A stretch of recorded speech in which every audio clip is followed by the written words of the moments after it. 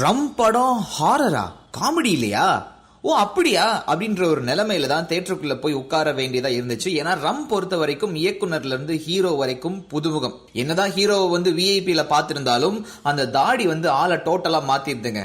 இருட்டா போற படத்துக்கு கொஞ்சம் வெளிச்சத்தை கொடுத்ததுன்னா அனிருத்தோட மியூசிக் தான். படம் முழுசும் பிஜிஎம்ல நிறைய எக்ஸ்பெரிமெண்ட் பண்ணிருக்காரு.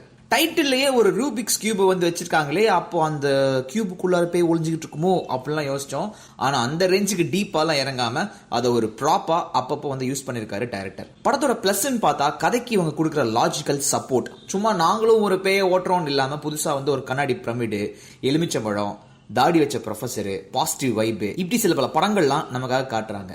அதே மாதிரி பேயே வந்து சொந்த கதை சோக கதையை பிளாஷ்பேக்கா சொல்லாம அந்த பிளாஷ்பேக்கை நமக்கு காட்சிப்படுத்திருக்காங்க. அது ஒரு நல்ல ட்ரை அவுட். சினிமாட்டோகிராஃபி பக்கம் போனோம்னா பட்ஜெட் இருந்தா இன்னும் கொஞ்சம் ரிச்சா செஞ்சிருக்கலாம் போல. ஆனா கிடைச்ச அளவுலயே வித்தியாசமான ஆங்கிள்ஸ்லாம் வச்சு பேய் படம் அப்படின்ற ஒரு ஃபீல வந்து கொடுத்திருக்காரு விக்னேஷ் வாசு. அடுத்து அனிருத்துக்கு அடுத்தபடியா படத்தோட முதுகெலும்பு அப்படின்னா அது நம்ம விவேக் சார் தான். அவரோட பழைய ஸ்டைல் ஆஃப் காமெடி ஒன்லைனர்ஸ்ல கலக்கி எடுத்திருக்காரு. அங்கங்க டபுள் மீனிங் எட்டி பார்த்தாலும் அதெல்லாம் தட்டி விடுற மாதிரி அவரோட பெர்ஃபார்மன்ஸ் இருக்குங்க. அஜித் விஜய் ரசிகர்களை கலாய்க்கிறது, மீம் கிரியேட்டர்ஸை கலாய்க்கிறது, பேய்க்கு வீடு ரெண்டுக்கு விடுறதுன்னு இன்னும் பல ஒன்லைனர்ஸ் மைண்ட்ல கட்டாயமா நிற்கும். அடுத்தது நரேன். கிடைச்ச ரோல்ல எவ்வளவு தூரம் பெர்ஃபார்ம் பண்ண முடியுமோ அவ்வளவு தூரம் பெர்ஃபார்ம் பண்ணிருக்காருங்க. படத்தோட மைனஸ்ன்னு சொல்ல முடியாது, ஆனா மிஸ் ஆன சில விஷயங்கள்னு சொல்லலாம். ஒவ்வொரு கேரக்டருக்கும் இருக்கிற டெப்த். எடிட்டிங்ல வெட்டி தூக்குனா பரவாயில்ல, ஆனா டைரக்டர்ஸ் ஸ்கிரிப்ட்லயே வேண்டாம்னு தூக்கிட்டார் போல.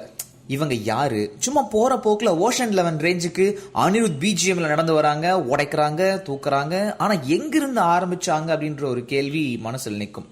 அடுத்து ஃபோர்ஸ் ஃபிட்டா சில இடங்கள்ல நமக்கு எக்ஸ்பிளைன் பண்ண ட்ரை பண்ணிருக்காங்க.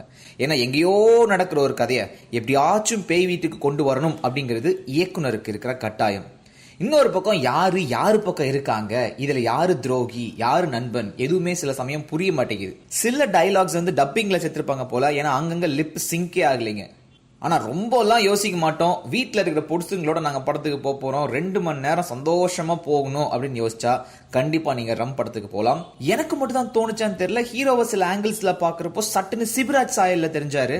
உங்களுக்கும் சேம் ஃபீலிங்ஸ்னா கீழே கமெண்ட்டுங்க.